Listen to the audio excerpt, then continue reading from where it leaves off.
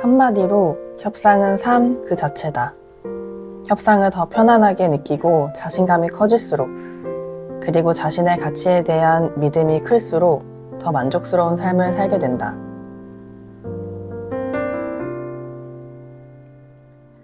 책과 사람, 사람과 사람을 연결하는 책방, 아챕토.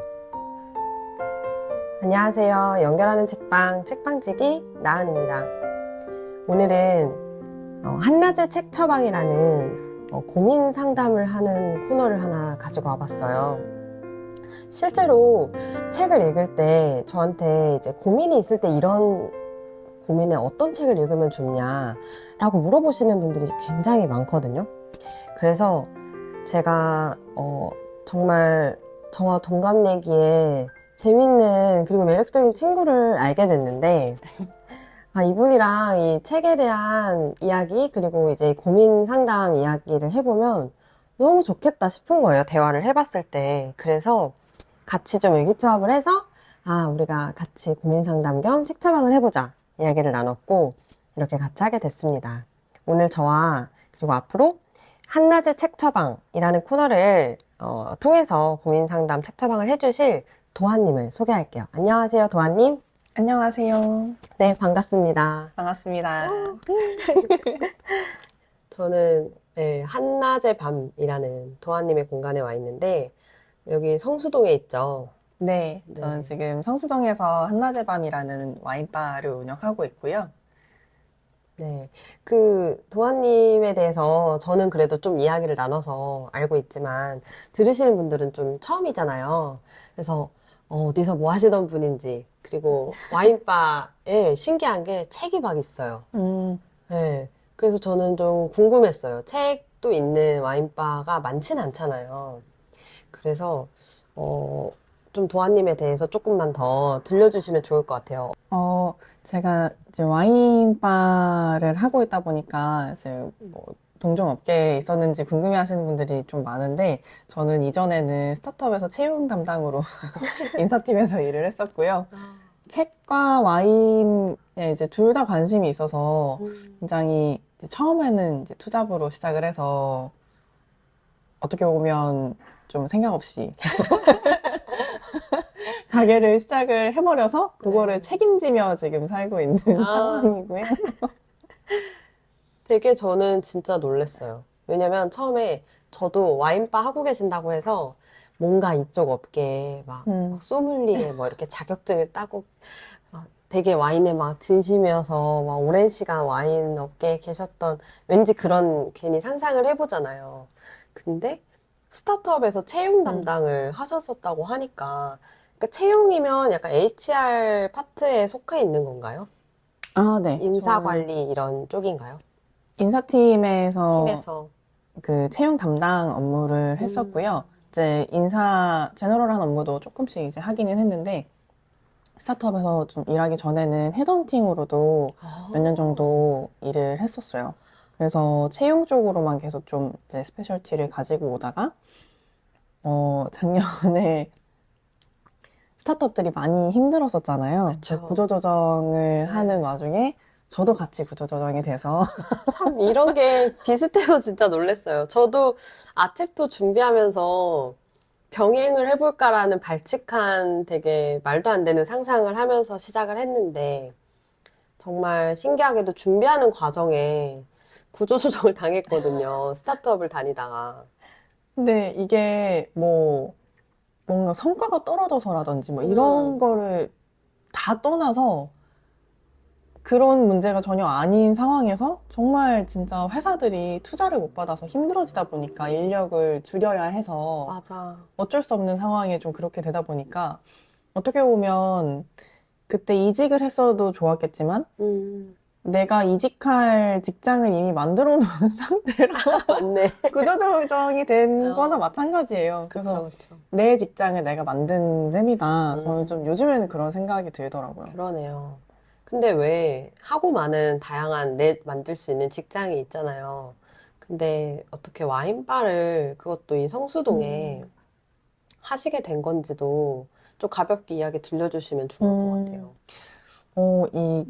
이게 가벼우면서도 가볍지 않은 이야기인데, 저는 이제 그때 회사를 다니고 있었다 보니까 2호선 라인으로, 제가 이제 회사가 역삼이었어서 2호선 라인으로 집을 구하고 있는 상황이었어요. 이사를 한번 해야 돼서. 그래서 집을 구하다가, 가게를 언젠가는 하고 싶은데, 이제 그냥 그런 로망이 있잖아요. 뭐 네. 카페든 뭐 바든 이제 그런 로망을 가지고 있는 게 저뿐만 아니라 굉장히 많은 사람들이 있는데, 그렇죠. 이런 걸 언젠가는 할 테니 가게 자리도 한번 볼까?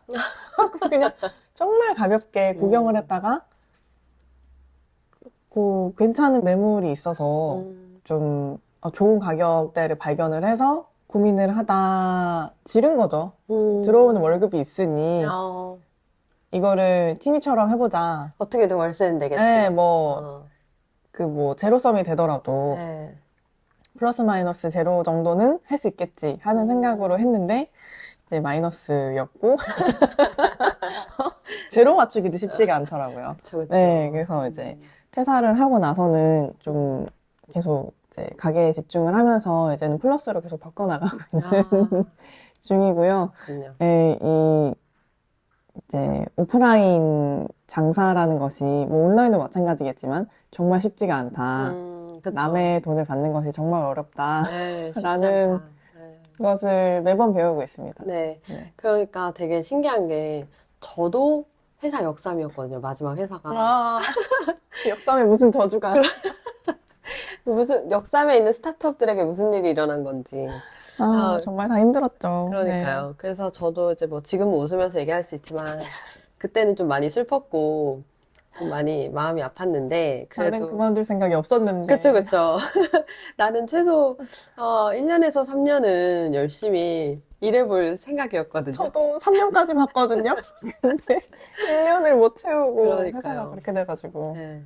근데 이게 그렇게 이제 자의반 타의반 내가 할 일을 하나로 딱 정해서 전념하게 되면서 각자가 이제 좀 고군분투하고 있다가 우연히 이제 알게 돼서 저희가 이렇게 남의 고민까지 참견하는 지경까지 왔는데, 네.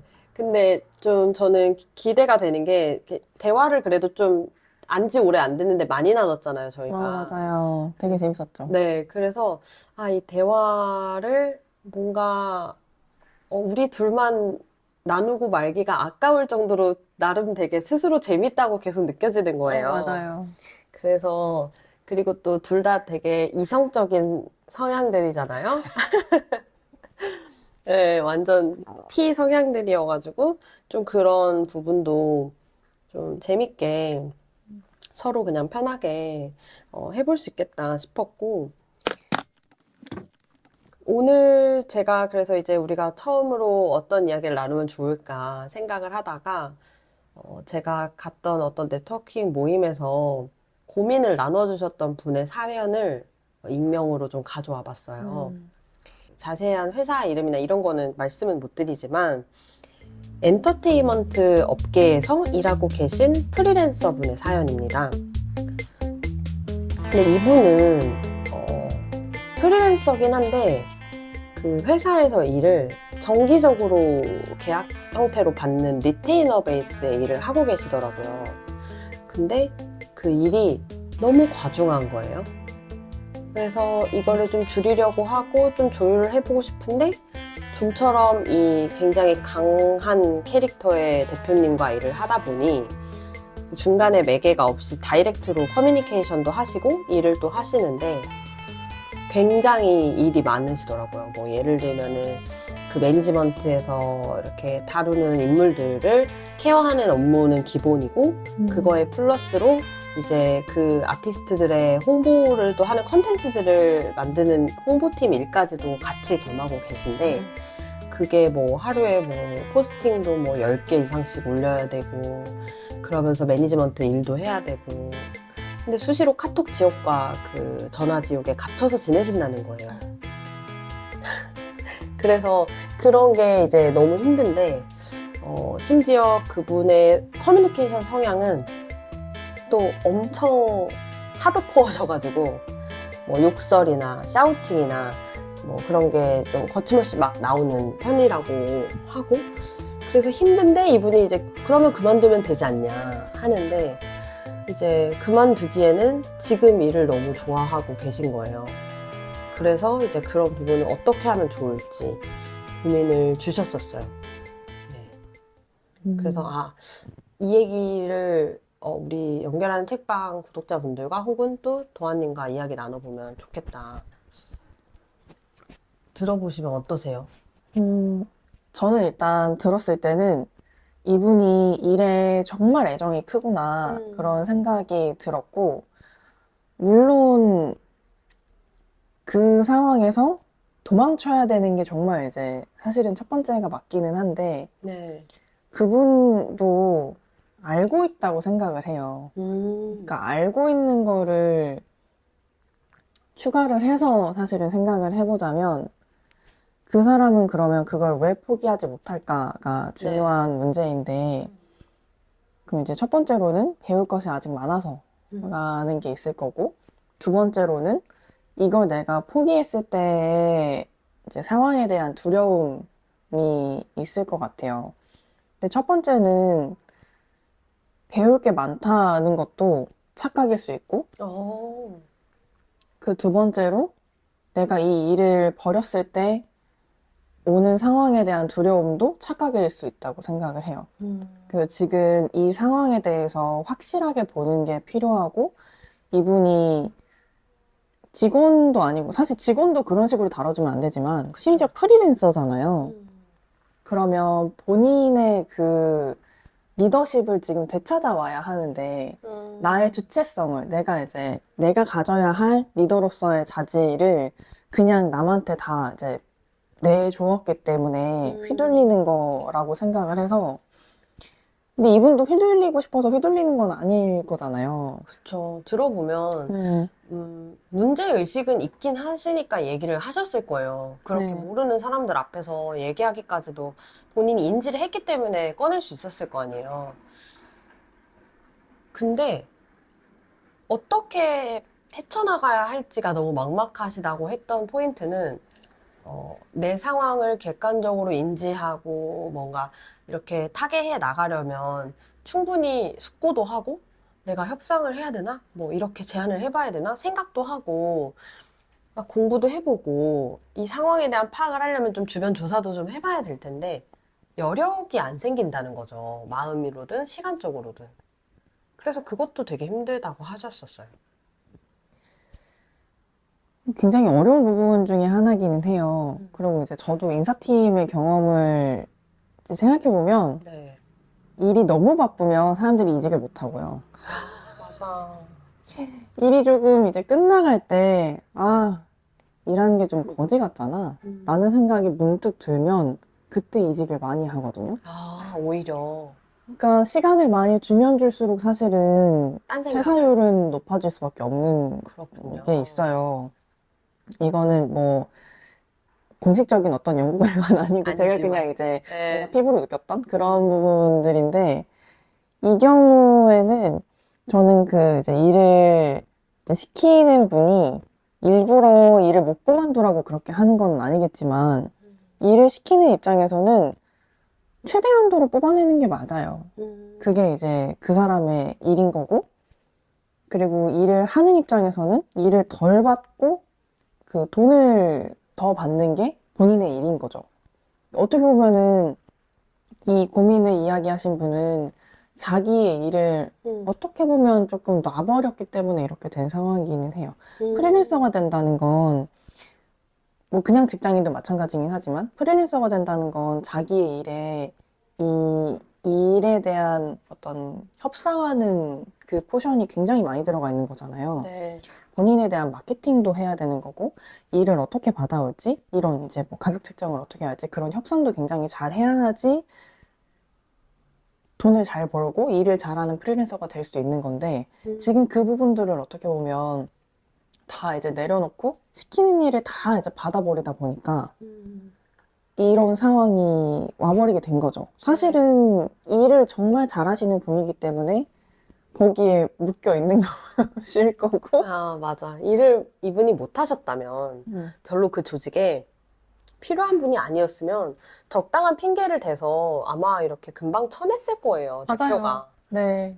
저도 근데 그렇게 생각해요. 그렇게 열심히 하루 종일 연락을 하고 괴롭힌다는 말은 사실 그 조직 안에서 되게 꼭 필요한 사람이라는 반증이긴 할 거거든요. 근데 문제는 그 사연자분 본인도 본인 삶에서 중요한 존재잖아요. 근데 자기 삶의 주체성을 가져갈 수 있는 게 어떻게 보면 프리랜서일 거다라는 희망을 우리가 갖긴 하는데, 주변에도 실제로 제 지인들 중에서도 저도 또 프리랜서 기간을 겪어봤지만 생각보다 정말 주체적으로 뭐 일을 딱딱 비즈니스 마인드로만 자르고 이렇게 딱 가두리를 정해서 내가 바운더리를 지키고 나를 이렇게 안전하게 일을 하는 게 생각보다 쉽지는 않더라고요. 저는 이분이 지금 굉장한 용기를 가져야 되는 타이밍이라는 생각이 드는데, 아까 듣기로는 말도 좀 험하게 하시고 그런 대표님이라고 했잖아요. 네. 그런 사람이랑 일하는데 견디고 있다는 거는 일이 사실 너무 좋다는 거고, 맞아. 그러면 그렇게 하는데도 살아남은 사람이라면 사실은 그렇게 인성이 좋지 않으면 뭐 이게 시대에 따라 조금씩 다르긴 하지만 네. 인성이 좋지 않은 사람이면 업계에서 진작 퇴출됐을 텐데 그럼에도 불구하고 그 사람이 살아남았다면 그게 그 업계의 특성이거나 아니면 그 사람이 그렇게 하는데도 불구하고 일을 너무 잘하거나 둘 중에 하나일 거거든요. 그러면 그런 성향도 이분이 어떻게 보면 조금 흡수할 필요도 있을 거라는 생각이 들어요. 이건 정말 이제 그냥 객관적으로 말을 해서 생각해 봤을 때 좀 이성적으로 생각을 해본다면 배울 게 있으면 배워야 한다. 만약에 배울 게 없다면 떠나는 게 아무 미련이 없어야 한다고 생각을 해요. 네. 그러면 이제 나한테 폭언을 하고 일을 마구 시키는 이 사람의 업무적인 특성은 무엇인가? 그리고 내가 이것을 다 던지고 나갔을 때 내가 이 업계에서 뭐 좁은 업계라고 하니까 이 업계에서 평판이 어떻게 될 것인가? 그리고 마찬가지로 나도 이 사람에 대한 평판을 내가 어디 가서 말을 했을 때 이 사람은 타격이 안 될까? 라는 거를 다 좀 생각을 해보셔야 되는 타이밍이라고 생각해요. 네. 그리고 그 생각을 하려면 사실은 큰 용기가 필요할 거고 실행만이 아니라 맞아. 생각하는 것 자체가 용기가 필요할 거라는 생각이 들거든요. 네. 두려움을 직면해야죠. 그쵸. 그리고 그 사람이 무조건 우위에 있다고 지금은 생각을 하기 때문에 이제 그 사람이 우위에 있는 거지 사실은 아니에요. 만약에 그 사람이 나한테 폭언을 막 하는데 일은 계속 시키고 있는 거면 일을 계속 해주다가 지금 보아하니 꽤 오랫동안 같이 일을 하신 것 같은데 이제 네. 들었을 때 그럼 대표님이 이렇게 제가 지금 일을 하고 있는데 솔직히 대표님 다른 사람이랑 일하기 힘드시잖아요. 그러니까 저랑 계속 하시는 거잖아요.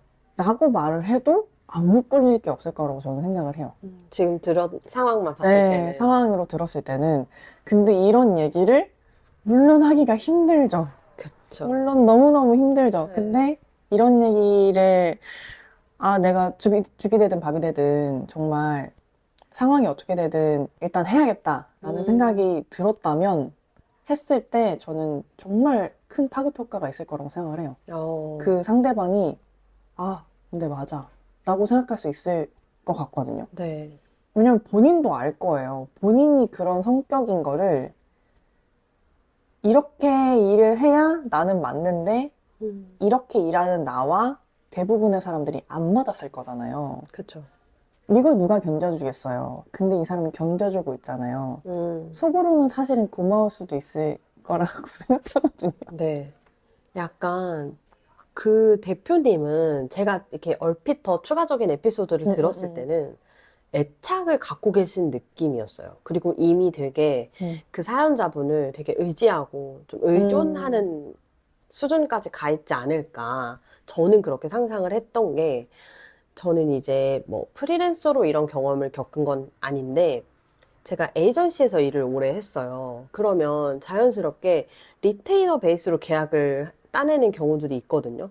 그러면 그 업계에서 리테이너 계약이라 하면 어떻게 보면은 좀 노예 계약 같은 그런 갑과 을의 위계가 생기는 경우가 꽤 많아요. 아무래도 고정비를 주는 고객은 회사 입장에서 너무 소중하잖아요. 고정 수익이라는 거는. 그래서 손해가 될 만한 계약 사항이 있음에도 그냥 유지하는 거를 좀 더 목적으로 둔단 말이죠. 왜냐면 언제든 대체가 되니까. 에이전시라 함이 물론 그들도 실제로는 대체를 하려고 하면 피곤할 거고 엄청나죠. 많은 불편함이 있겠지만 어려운 건 아니니까. 그들 입장에서 일을 어쨌든 그 인계받은 사람이 하면 되니까. 그리고 실무자들만 좀 고생을 할 거니까 결정하는 사람들은 사실 좀 그렇게 간절하게 생각을 안 하는 경우가 많거든요. 그래서 정작 쉽게 바꿀 수 없을 거면서도 그 흔히 말하는 갑질을 쉽게 한단 말이에요. 그러면 그 에이전시에서 일하는 사람 입장에서는 일만 잘하면 될 거라고 생각해서 있지만 사실은 그 해야 되는 일 외에도 부수적인 좀 부당한 요구에 되게 많이 직면하게 되거든요. 근데 이게 우리 회사의 ROI를 측정할 때 나라는 사람이 이 브랜드, 이 브랜드, 이 브랜드에서 이 여러 개의 일이 다 내가 소화를 해야만 내 월급의 ROI가 나오게끔 설계가 되어 있기 때문에 저 또한 개인이지만 이 회사의 이 시스템상 제가 고정급여를 받으려면 이걸 또 거부하기가 힘든 상황이 되는 거예요. 그래서 약간의 이분이 이제 막 들이받거나 뭐 혹은 되게 명확하게 협상을 다이렉트로 그 고객에게 혹은 그 회사에게 하지 못하는 부분들이 조금 이해는 갔어요. 이해는 갔는데 제가 그때 했던 방법 중에 하나는 일은 이미 너무 과중해서 충분히 사유를 하고 뭐 나를 리프레시 하면서 협상을 좀 다시 해볼 혹은 내 가치를 재고해볼 시간 자체가 너무 없었다 보니까 저는 좀 잠을 줄여서 그 시간을 만들었거든요. 그래서 그때 되게 많이 책도 많이 읽고 그런 일과 삶에 관련된 고민을 하는 사람들을 만나는 모임도 만들고 그 바쁜 와중에 일부러 그런 시간을 가져서라도 좀 숨을 틔우는 환경을 더 스스로에게 줬던 것 같아요. 왜냐면 그게 없으면 계속 일 머리로만 또 그 을 모드로만 계속 일을 하면 다른 생각이 들어올 틈을 저 스스로도 안 주고 있더라고요. 그래서 물론 그렇게 무리를 해서 사이드로 다른 활동들을 하느라 제가 결국에는 몸이 많이 병났거든요. 그 당시에. 진짜 눈물 난다. 네, 그래서 그때 진짜 좀 힘들긴 했으나 그렇게라도 병을 얻어서라도 그런 활동들을 하고 책을 읽고 사유하고 하지 않았다면 아마 저는 지금도 그쪽에서 일하고 있을 것 같아요. 그게 좀 차이이지 않나.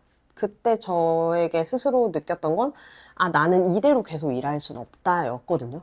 제가 그 사유를 계속 해보고 나서 느낀 건 분명 앞으로도 배울 건 많을 거고, 분명 그 뒤로도 내가 돈을 더 벌 수는 있을 거고, 조금씩 더 내 입지를 만들어 갈 수는 있을 거다. 하지만 그게 내가 정말 원하는 삶의 모습인가라고 했을 때 저는 아니다였어요. 그래서 그걸 찾은 게 저한테는 이제 어떻게 보면 수학이라고 할 수 있는 거죠. 근데 이분에게 또 저와 상황이 좀 다르고 이분은 저랑 다르게 이 일을 너무 사랑하시고 계속 하고 싶어 하시는 느낌이었어요. 그래서 저는 좀 도하님이 생각하셨을 때 어떤 처방을 해주실 수 있을지 추천해 주실 만한 책이랑 좀 그런 처방을 해주시면 좋겠다 생각했거든요. 안 그래도 제가 오늘 이런 고민 사연을 듣고 생각나는 책이 있어서 아까 막 좀 이제 찾아왔는데 사람은 무엇으로 움직이는가라는 제목의 책이에요. 이게 마틴 스쿨 협상 수업에 관련된 책이고 네. 저는 개인적으로 이 책을 읽고 많은 좀 깨달음을 얻었었거든요. 여기서 제일 가장 초반에 나오는 얘기는 대부분의 사람들이 협상을 시작도 하기 전에 지고 들어간다는 얘기가 있어요. 그게 애초에 내가 나의 가치를 낮게 평가를 하고 내가 가진 장점보다 단점을 부각해서 생각을 하기 때문에 뭐 예를 들면 내가 어떤 상품을 팔려고 하는데 모든 것이 완벽할 수는 없잖아요. 근데 장점보다 조금 있는 하자를 더 이제 부각해서 내가 이제 받아들여서 아, 가격을 조금 낮춰야겠지? 라고 생각을 하고 뭐 판매를 한다든지 뭐 그런 식의 이제 협상을, 그러니까 그런 식으로 협상에 이미 실패를 하고 시작을 하게 되는 거죠. 그래서 저는 이분께 이 이제 책을 좀 추천해 드리고 싶었던 이유는 이 책에서 여러 가지 협상의 스킬도 나오지만 어떻게 대처를 하면 되는지도 나오고 여러 가지 실제로 시도해 볼 만한 스킬들이 나오거든요. 네. 그러니까 저는 이제 이런 상황에서는 또 그냥 이제 회사의 대표와 뭐 직원 간의 관계가 아니라 어떻게 보면 동등한 B2B 이제 파트너죠. 네, 파트너이기 때문에 이렇게 나한테 막 샤우팅을 하면서 막 못되게 구는 그 상대는 저는 이런 식으로도 접근해보면 좋다고 생각을 해요. 우리가 가장 못되게 구는 게 누구예요? 엄마잖아요. 이건 도아님 한정 얘기입니다. 제가 엄마한테 막 그렇게 네. 못되게 군다 이런 게 아니라 내가 가장 마음 놓고 투정 부릴 수 있는 사람이 네, 그쵸. 사실 엄마잖아요. 네. 그러면 저는 정말 못된 사람이라서 막 못된 말을 하는 경우도 있지만 정말 내가 의지를 많이 하고 믿고 있는 사람이기 때문에 투정 부리고 못되게 구는 경우도 많다고 생각을 해요. 그래서 이 케이스에서는 이미 의지를 많이 하고 있는 것 같은데 이 어프로치를 그러면 그냥 대표님이 저한테 이렇게 하시면 안 됩니다가 아니라 대표님이랑 저랑 합을 이미 많이 맞춰봤는데 대표님이 저도 많이 믿고 있는 거 알고 있고 저도 정말 잘해드리고 싶어요. 근데 이거는 진짜 좀 힘들어요. 라는 식으로 조금 어떻게 보면 감성 터치를 약간 하면서 어프로치를 해봐도 좋을 것 같고 아무튼 이 책에서 이제 소개하는 많은 방식들 중에 맞겠다 싶은 거를 하나 뭐 아니면 이제 여러 개 이제 선택을 해서 믹스를 좀 해서 시도를 해보시면 어떨까 하는 생각이 들어서 네. 그냥 내 마음만 챙겨서 될 게 아니라 뭔가 실질적으로 시도할 수 있는 게 필요한 상황인 것 같아서 저는 추천을 해드리고 싶었어요. 네. 그래서 신기했던 게 제가 실제로 그 에이전시 생활할 때 그 을로서 좀 고통받고 갑질의 횡포 때문에 몸과 마음이 다 착취당한다고 느낄 때 이 상황을 좀 개선해 보려고 찾았던 여러 가지 책들이 있었는데 그 중에 하나가 이 책이에요, 또. 그래서 되게 도아님이 이 책 추천해 주신다고 했을 때, 오, 좋아요 했던 게 저도 이 책을 읽었을 때 실질적으로 협상에 좀 도움이 어느 정도 됐던 경험이 있거든요. 그래서 이 사연을 주신 분도 그렇게 한번 생각해 보시면 그리고 또 적용을 해 보시면 어떨까? 그런 생각이 드네요. 도아님께서 이 책에서 좀 직접 추천해 주고 싶은 구절을 하나 소개해 주실 수 있나요? 네, 어떤 실질적인 스킬은 아니지만 그래도 이분의 지금 심리 상태에 좀 더 맞지 않을까 하는 부분을 찾아서 한번 읽어 드릴게요. 네. 사실 그런 고약한 악당 스타일의 협상가를 상대하는 방법은 한 가지로 규정할 수 없다. 아마도 지금까지 이 책에 소개한 조언들에서 답을 찾아야 할 것이다. 그런 상대와 마주하더라도 항상 열린 태도와 공감을 잊지 마라. 상대방이 어떤 상황에 부닥쳤는지, 그의 욕구가 무엇이며 그렇게 행동하는 이유가 뭔지 알아내면 그를 어떻게 다뤄야 할지도 알 수 있다. 예를 들어 그가 고약하게 행동하는 것이 불안감 때문이라면 당신은 충분히 잘하고 있다고 그를 안심시켜야 한다. 설령 당신 자신은 원하는 것을 얻어냈다 할지라도 그렇게 하라. 그런 접근법이 통하지 않더라도 당신으로선 믿져야 본전이다. 네. 진짜 상대방을 파악하는 만큼의 그 협상 성공 여부가 달려있다는 말이 되게 공감이 가요. 지금 읽어드린 파트가 악당 상대하기 그런 섹션이거든요. 그러니까 그만큼 우리가 어떻게 보면 악당으로 보여지는 그 상대방을 만나서 그 사람과 협상을 해야 되는 상황도 생길 수 있다는 거죠. 이 사연자분처럼. 그래서 좀 이런 부분을 좀 읽어주신 것 같아요. 그리고 아까 그 도아님과 이 고민 사연을 가지고 이야기를 하면서 좀 세 가지를 이야기했었는데 그 중에서 처음에 이제 되게 공감이 됐던 게 이 얘기 해주셨을 때 되게 공감이 됐어요. 나의 가치를 잘 내가 알고 있어야 된다. 라는 말. 근데 그 스스로가 자기의 가치를 잘 모를 때 아까 이미 말씀하신 것처럼 지고 시작한다. 이런 얘기 맞아요. 하셨잖아요. 근데 저에게도 되게 많이 경험과 빗대어서 생각했을 때 일리 있는 말이라고 생각을 했거든요. 근데 이 사연자분도 제가 봤을 때는 본인이 얼마나 그 조직에 그 대표님에게 필요한 존재인지를 본인이 잘 모르는 부분도 분명히 있으실 것 같다는 맞아요. 생각을 했어요. 진짜 일을 정말 못하면 그런 성격의 대표가 파트너로 계속 가지 않을 거예요. 이거는 정말 확실한 얘기고, 네. 이분이 시키는 일을 다 해내기 때문에, 맞아. 일을 정말 잘하기 때문에 그렇게 못되게 굴면서 옆에다가 끼고 있는 거고, 어떻게 보면 그렇게 못되게 구는데, 그 이유가 이 사람이 이러다 그만두면 어떡하지? 라는 두려움일 수도 있지 않을까?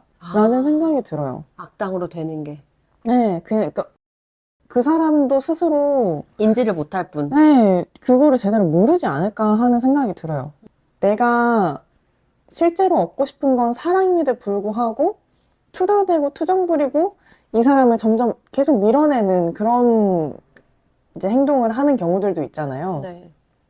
저는 일적으로도 되게 비슷하다고 생각을 해요. 이 사람한테서 내가 얻어야 하는 게 이게 아닌데도 불구하고 아니면 내가 베풀어야 하는 게 이게 아님에도 불구하고 자기가 생각하는 거랑 반대로 가버리는 거죠. 두렵기 때문에. 네. 이 사람이 내가 이렇게 하면 내가 이렇게 하면 이 사람이 도망가 버리지 않을까? 라는 두려움이 있지만 그렇기 때문에 그걸 계속 테스트를 하는 거죠. 이렇게 하면 이 사람이 일 안 한다고 할까? 그만한다고 할까? 그럼 실제로 그만하게 됐을 때 너 내가 이럴 줄 알았어. 하게 되는 상황이 돼버리는 건데 그거를 인지하지 못하고 계속 이렇게 하고 있는 걸 수도 있지 걸 않을까. 수도 있지 않을까 네. 하는 거죠. 네. 그래서 그런 부분이 일단은 이 사연자분께서 혹은 지금 이걸 듣고 계신 분들 중에 프리랜서든 뭐 일반 직장인이든 내가 주도권을 쥐어야 하는 상황마저도 잃고 좀 부당하게 일을 하고 계신 분들이 계시다면 이런 부분을 같이 좀 고민해 보시면 어떨까 하는 생각이 들었고 우리가 협상을 하려고 할 때 거절의 결과를 미리 예단하는 바람에 해봤자 안 될 거야. 뭐 이렇게 생각해보고 시도조차 안 하고 포기하는 경우가 있잖아요. 근데 협상이라는 걸 한번 해보기 전에 이 대화와 어떤 논쟁을 해보기도 전에 그냥 그만두는 것만 선택을 하는 것도 저는 서로 손실이라고 생각을 해요. 맞아요.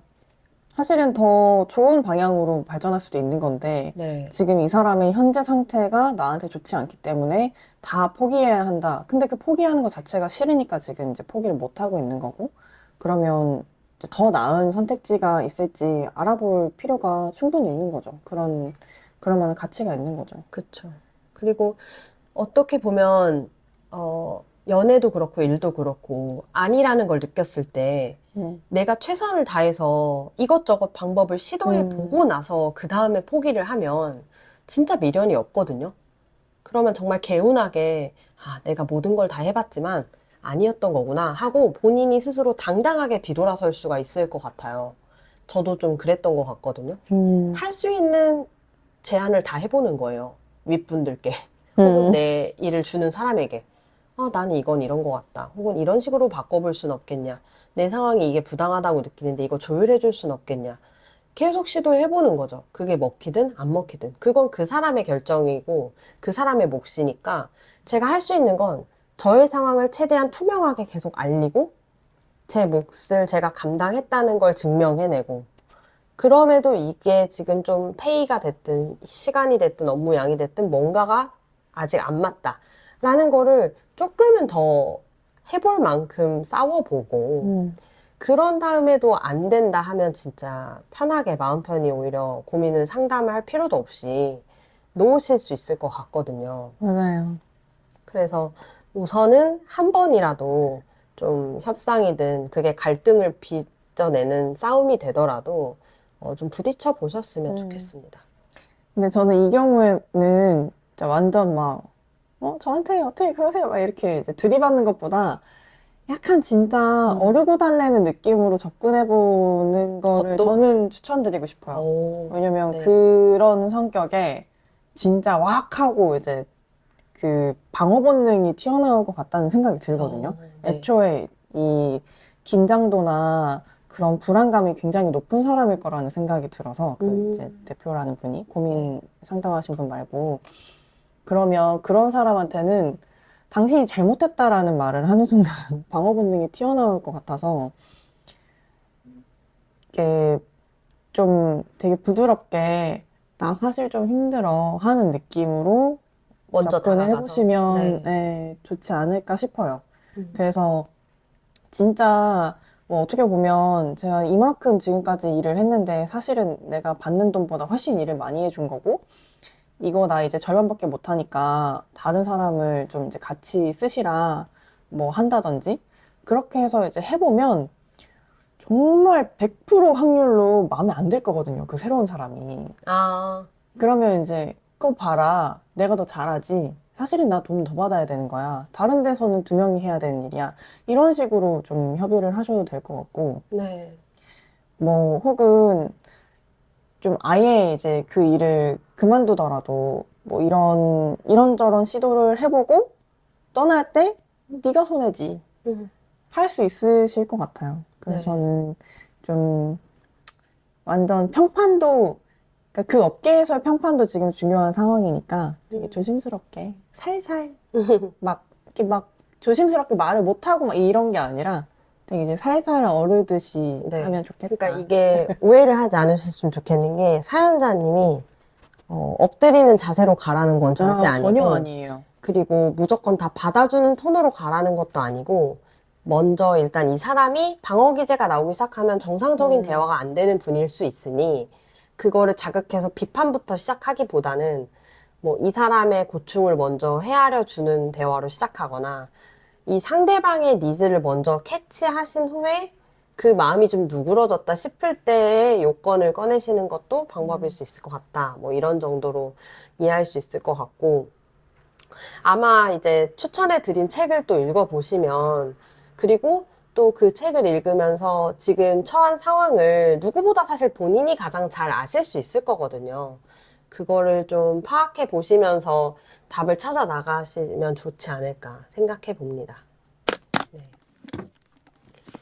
오늘 처음으로 같이 고민에 대한 이야기를 나눠보고 처방을 해드렸는데 어떠셨나요, 도아님?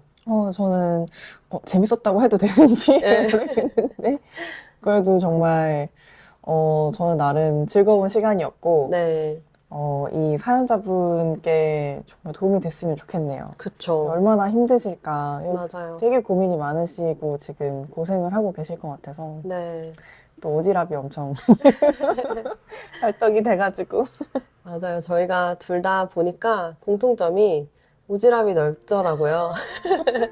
그리고 좀 둘 다 사람에 대한 관심도 좀 많은 것 같고, 일에 대한 고민도 많고, 그래서 그런 부분이 언제든 또 다양한 고민들 가지고, 또 저희가 갖고 있는 고민도 많잖아요. 엄청나죠. 네, 그래서 꺼낼 고민이 참 많습니다. 그럼에도 여러분들이 들으시다가 나도 이런 고민 있는데 이것도 한번 책 처방을 해줘라 이런 게 있으시면 편하게 저희 그 연결하는 책방 아챕토에 사연을 남겨주세요. 댓글로 남겨주셔도 되고 인스타그램에 DM으로 남겨주시거나 아니면 그 이메일로 남겨주셔도 되거든요. 그래서 편하게 남겨주시면 저희가 또 읽고 네, 정성껏 재밌게 네, 저희의 경험과 모든 지식을 담아서 네, 처방해 드리도록 하겠습니다. 그러면 다음번에 또 찾아올게요.